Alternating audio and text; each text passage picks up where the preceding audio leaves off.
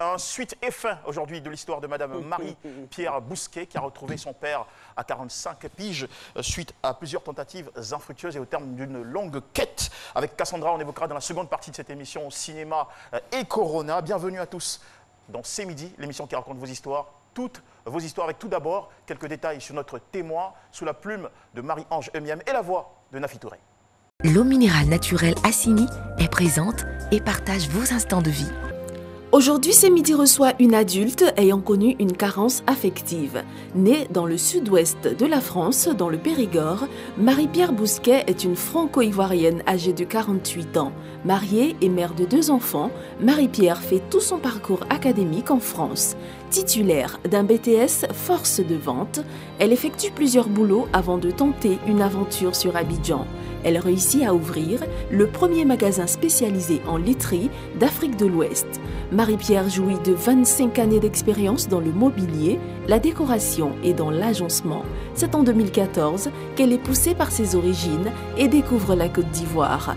Mais elle était loin de s'imaginer que cette décision allait être celle de sa vie, de la découverte de sa véritable identité. J'ai connu mon père biologique à 45 ans. Elle nous dévoile tout sur le plateau de C'est Midi avec Jean-Michel Aunin. L'eau minérale naturelle Assini est présente et partage vos instants de vie.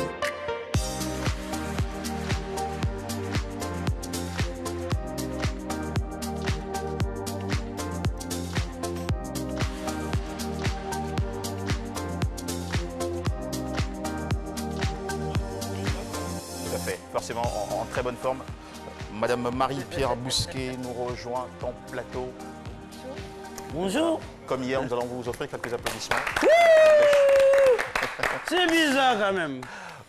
Madame Marie-Pierre Bousquet, il se sont passés pas mal de choses sur votre itinéraire à la recherche de votre père. Le statu quo de maman à ce sujet, puisqu'il y avait eu une séparation assez difficile, de nombreuses tentatives sans succès.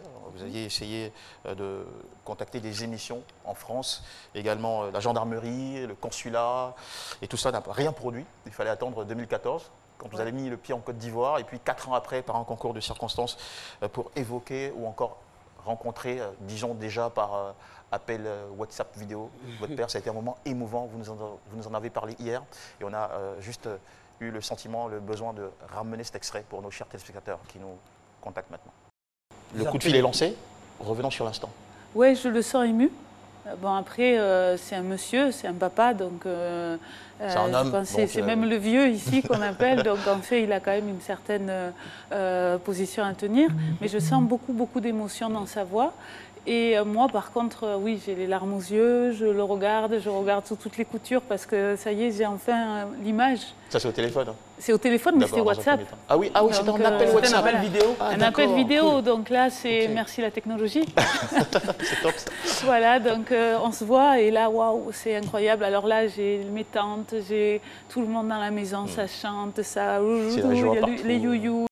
Voilà, ça c'était hier. Voilà. Il y avait eu beaucoup d'émotions partagées voilà, sur ce plateau avec vous. Alors là, on va poursuivre cette histoire. Avant de le faire, je voudrais vous présenter Cassandra, parce que hier, vous avez rencontré Paulus, Docteur Philo, j'en vois aussi un bonjour. Ouais. Cassandra, avec vous, on parle de cinéma aujourd'hui. Voilà, donc Cassandra qui fait partie de l'équipe et qui nous a ramené du bon bleu et du beau bleu d'ailleurs. Allez, Madame Bousquet, juste après cet épisode, 10 jours après, vous prenez l'avion, direction Paris pour rencontrer votre père. Mais avant, quelle va être l'ambiance dans votre tête? Parce que c'était un moment dont vous avez rêvé depuis des années, il faut le dire.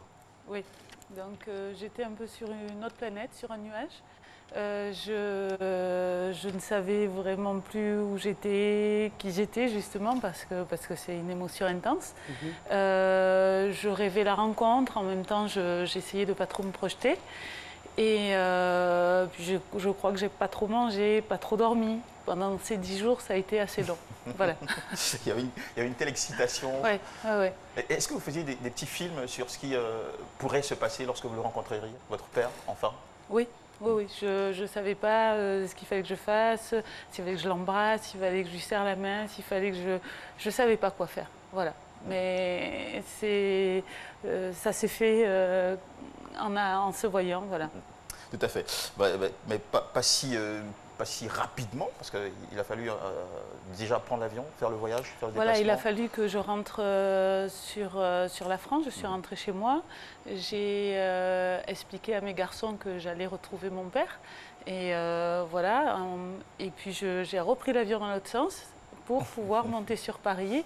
On avait tout calé, les horaires et tout, puisque c'est un monsieur qui a un certain âge aujourd'hui et il fallait quand même avoir des horaires et respecter quelques formalités. Enfin, en fait, oui, je vous dis l'avion, mais non, en fait, je suis montée en voiture avec des amis d'Abidjan. Fanny et Bernard, je les remercie, qui ont absolument souhaité m'amener jusqu'à Paris. Ils sont venus chez moi en France et ils m'ont monté jusqu'à Paris. Donc du coup, tout le long du voyage, c'était tranquille, j'étais assez zen. Mais 1 heure avant d'arriver à Paris, je crois que j'étais plus moi-même. On imagine bien. Alors, la rencontre avec papa, j'imagine que c'est toute une électricité. Ouais. C'était. Dans quelles circonstances tout s'est passé? Alors je l'ai rencontré, on m'a déposé à un point de Paris, je suis allée en métro jusqu'à son point d'habitation et là il était tellement impatient qu'on s'est vu pour la première fois sur le métro, sur le quai du métro et je ne savais pas quoi faire et donc il m'a impressionné, donc je lui ai serré la main et je lui ai dit bonjour monsieur. Parce que c'était... Ah, vous avez dit Vous avez bonjour, dit monsieur. Voilà. Et comment il a répondu? Bonjour ma fille. Bonjour ma fille. Ah, tiens, et du coup... Je l'ai suivi après et bon, comme je suis assez pudique, je sais aussi que c'est je vous dis, un ancien, voilà, et qu'il a ses origines font qu'il est quand même droit dans ses bottes. Alors je n'osais pas trop faire d'élan affectif, donc en fait on est remonté à la surface et on est allé dans un café pour prendre une collation et je faisais que le regarder. Voilà, des pieds à la tête tout le temps, savoir si ses mains, si ses bras, si son visage, du coin de l'œil, si je lui ressemblais. Voilà. Alors, au-delà juste de la poignée de main, est-ce qu'il y a eu au moins des accolades? Non. Et donc c'était- la comment rencontre... comment vous expliquez ça? Comment vous expliquez le fait que vous n'êtes pas parvenu à au moins vous faire un hug? Mais parce qu'on ne se connaît pas. Moi, quand je ne connais pas quelqu'un, je ne l'enlace pas tout de suite. Et puis c'était le respect du père aussi. Enfin, je veux dire, voilà, je sais que, vous savez, ça fait maintenant 5 ans que je vis ici. Mais généralement, à ces moments-là, les notions de respect, franchement, ça s'envole un peu. C'est des retrouvailles. C'est un moment que vous avez attendu pendant plus de 40 ans. 45 ans après. Ouais, mais C'est l'amour qui parle à ce moment-là. ouais, Enfin, on le pense bien. ouais, Ou qui devrait parler. Ouais, qui devrait. Alors, c'est pas que ça parle pas, mais joie de la retrouvaille. c'est qu'on ne sait pas. On m'avait dit aussi que c'était quelqu'un de très pudique, donc je respectais ça aussi. On m'avait bien expliqué, mes tantes, ma soeur m'avaient expliqué que c'était quelqu'un Mais embrasser de... son père qu'on recherchait durant toutes ces années-là, ça n'a rien de contraire Ouais, à la j'ai pudeur. pas osé. J'ai vraiment pas osé. Et surtout quand on sait que c'est quelqu'un qui vient de la région de Gagnoa et quand on sait que chez nous, en pays bêté, On les est très retrouvailles chaleureux. comme ça se célèbre. Parfois même on met le pagne à terre, la fille marche dessus et puis bon, ça me surprend quand même. Ok, Ouais. dans le métro. Dans le métro. C'est chez eux là-bas, nous on fait non encore quel métro? Alors, moi, je voudrais savoir, après la poignée de main, vous partez, vous échangez, et pendant les premiers échanges, qu'est-ce qui vous traversait à l'esprit? Qu'est-ce que vous aviez envie de faire à ce moment-là? Parce que, bon, c'est vrai que vous n'avez pas eu l'occasion de faire une accolade, mais il y a certainement des choses qui vous passaient par la tête. Oui, justement, le fait de le regarder sous tous les angles pour voir si mes tantes avaient raison et à qui je ressemblais vraiment. Donc ça, c'était important pour moi. Je vous dis, ses mains, tout était important pour moi, mais du coin de l'œil toujours. Parce que, voilà. Et après, je l'ai écouté. J'écoutais le son de sa voix aussi, que je ne connaissais pas. Donc le son de sa voix, et je l'ai écouté. On a pris un verre, on a dîné après ensemble. Et je l'écoutais et il m'a commencé à me donner quelques explications sur un peu ce qu'il était et surtout le pourquoi. D'accord. Est-ce que votre père, est-ce qu'il a évoqué avec vous sa version? Parce qu'on sait très bien qu'il y a eu quand même une raison à tout ce qui s'était passé entre lui et votre maman. Est-ce qu'il vous a donné sa version sur les causes de la séparation avec votre mère? Oui, je pense qu'il n'avait pas vraiment prévu mon arrivée. Donc c'était pas, voilà, c'est dans un couple, il faut être deux à désirer un enfant. Si l'un le sait pas et l'autre le sait, à un moment donné, c'est pas facile. Donc voilà, donc je pense qu'après, il a préféré couper court, mais pas couper court à cause de moi, c'est couper court parce que la relation entre deux était vraiment pas possible. Donc du coup, il a préféré partir et puis après, il a continué sa vie, voilà. D'accord. Alors, de dîner avec son père qu'on a recherché pendant plus de 4 décennies, ça va être forcément un dîner chargé parce qu'on a beaucoup de choses à partager, j'imagine. Donc, quel était le contenu de vos échanges autour de la table ce soir-là, soir des retrouvailles? Déjà, je l'ai beaucoup écouté. Et puis, c'est vrai. Et de quoi parlait-il? Il parlait de Gagnoa. Il parlait de son village, de sa famille, de ses racines, de sa mère et de sa grand-mère dont il était proche. Donc il m'a parlé de tout ça, il était fier que je sois sur le sol ivoirien, il était fier que je connaisse des endroits qu'il connaît, que ce soit Yopougon, que ce soit Treichville, que ce soit, voilà, il était fier de ça. Parce qu'il ne pensait pas ça, il ne pensait pas qu'un jour sa fille viendrait lui parler de la Côte d'Ivoire. Et après, il a voulu aussi savoir un petit peu quelle était ma vie et comment se passait ma vie de famille. C'était important pour lui aussi. Tout à fait. Voilà. Alors, est-ce qu'il vous a, par exemple, est-ce qu'il s'est confié sur le fait, peut-être à un moment donné, de vouloir entrer en contact avec vous durant toutes ces années-là? Je crois qu'il... Non, alors déjà, il ne s'est pas trop confié sur ça. Et je pense vraiment qu'il n'était pas à l'aise avec cette situation. Et qu'est-ce qu'il a pensé de votre démarche? Il en a, je pense, été très heureux parce que lui, il ne l'aurait pas faite, cette démarche. Mais c'est vrai qu'étant, je vous ai dit qu'il était très religieux. Et donc, c'est vrai que la foi l'a beaucoup aidé à sauter le pas et à dire je vais rencontrer, si ma fille veut me voir, je vais la rencontrer, je vais dépasser tous les a priori que je peux avoir et j'y vais et on verra bien ce que ça donne. Y a-t-il des choses dans l'échange avec votre père que vous avez appris et qui vous ont beaucoup touché? Des confidences particulières? Des confidences particulières. Une seule en passant? Alors, pas trop, si vous voulez, la chose qui m'a le plus touchée, c'est peut-être qu'il m'a dit oui, on me dit que tu me ressembles, donc je pense que c'est vraiment vrai et que du coup, c'est vraiment ma fille et il m'a donné mon prénom ivoirien et pour lui, je m'appelle comme ça parce que pour lui, j'avais un... C'était quoi le prénom? Oui. C'est embêté? C'est... alors, excusez-moi. Elle a oublié son prénom. J'ai oublié votre prénom. C'est l'accent qui vous pose un petit souci. Non, ça va me revenir. D'accord. Ça va me revenir, je vais vous c'est le normal. dire. Oui. C'est pas You, c'est pas You. Non. Gonzois. Akessi. Hein? Voilà, Akessi. Akessi? Voilà. C'est vrai, vous êtes Betty, sûr? ici? Akessi? Je crois que c'est Akessi. Non, Non, alors c'est pas attendez. très sûr. On va vous embêter avec ça. Je crois que le souvenir n'est pas encore très précis. Je vais revenir. D'accord, ça va Je vais revenir. revenir Ok. sur ça parce que Alors, je ne sais pas. D'accord. Alors, quelle leçon avez-vous personnellement tiré de tout ça suite à la rencontre avec votre père? Une leçon... De toute cette histoire, ouais, on va dire de toute cette histoire familiale. Voilà, alors dans son histoire aussi, il m'a appris que, donc je le savais déjà un petit peu, que j'avais une sœur. Donc je crois que c'est la plus belle chose qu'il a pu me donner aussi. C'est ma petite sœur. Parce que j'ai jamais eu de petite sœur ou de petit frère après moi. Donc c'est vrai que le jour où j'ai appris que j'avais une sœur, j'étais très heureuse. C'est une jeune femme magnifique aujourd'hui et je suis très fière qu'elle soit ma sœur. Je suis fière d'elle et c'est vrai qu'on n'a pas du tout été élevés ensemble, mais malgré tout, on a des points communs qui font que il y a le lien de fraternité est là, existe.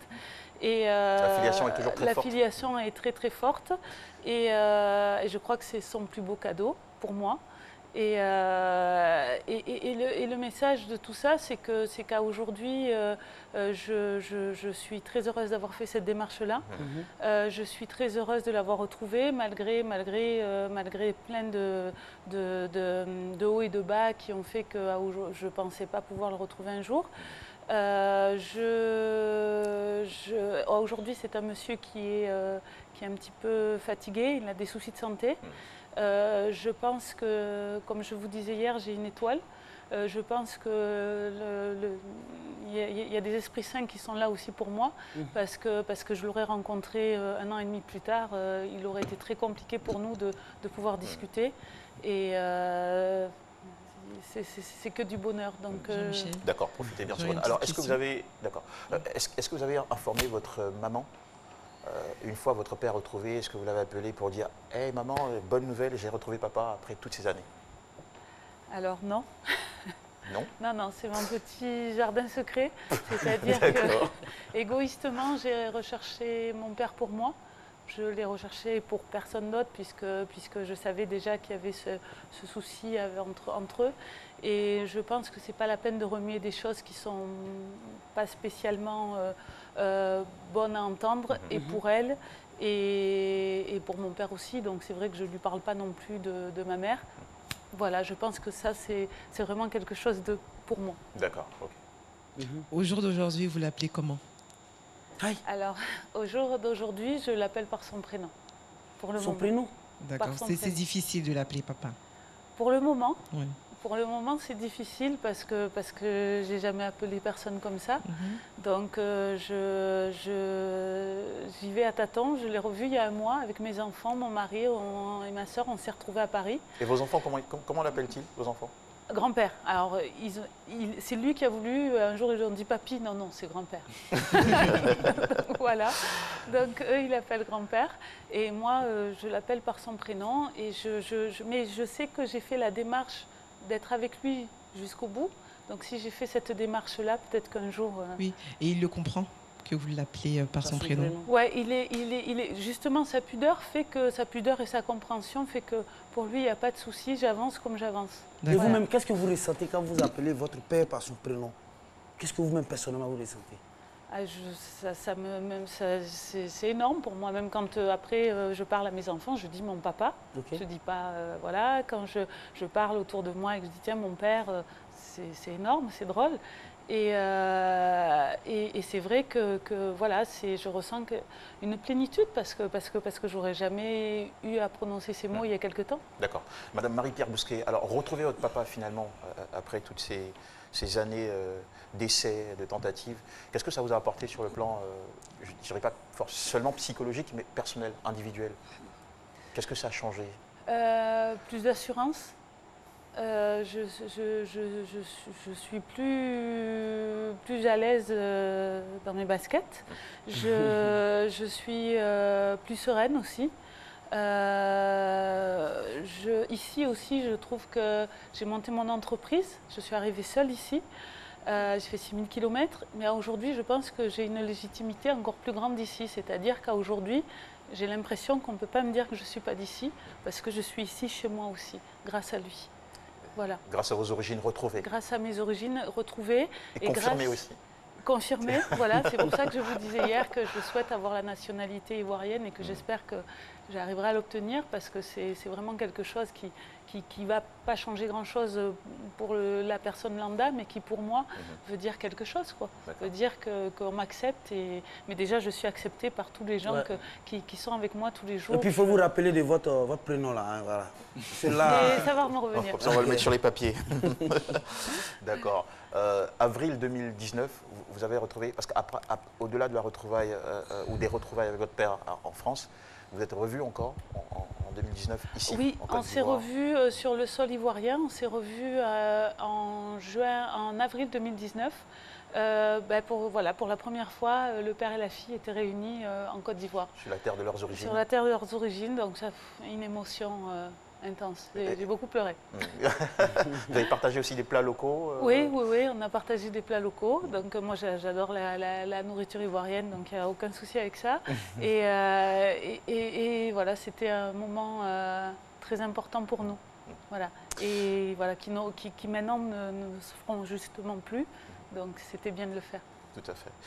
Alors aujourd'hui, comment vous l'accompagnez? Vous avez mentionné sa santé fragile. ces jours difficiles qu'il traverse. Comment vous l'accompagnez dans cette étape-là Comment je l'accompagne? Alors, je l'appelle, je prends de ses nouvelles. Il est dans une maison de repos, donc je prends de ses nouvelles régulièrement. Voilà, on se contacte par téléphone et je donne des nouvelles à sa famille ici, justement. Et dès que je peux, quand je prends l'avion, je m'arrête sur Paris, je vais le voir et je rentre chez moi après. Donc c'est important pour moi de continuer ce lien-là, voilà, et de l'accompagner. J'ai longtemps pensé à ce que j'allais faire et voilà, j'ai fait ce choix de continuer à l'accompagner et je pense qu'il en est heureux. D'accord. Alors, sur la page Facebook, nous avons Askia Touré Fotamanon. Et dit à présent, vous avez retrouvé votre père. Est-ce que vous avez cherché à savoir s'il a d'autres enfants? Si oui, quels sont vos rapports avec eux? Alors, bien sûr, donc j'ai ma petite sœur et il a eu un autre enfant avant nous qui est décédé malheureusement. Donc, il a eu 3 enfants. Donc, il n'en a pas eu d'autres. Et donc, nous étions 3 à la base. Donc, et voilà. de très bons rapports. Alors le grand, je ne l'ai pas connu bien sûr, et la petite sœur, oui, on a de très bons rapports ensemble. Vous avez des plans ensemble, comme on dit à Dijon? Ouais. Très copine. Okay.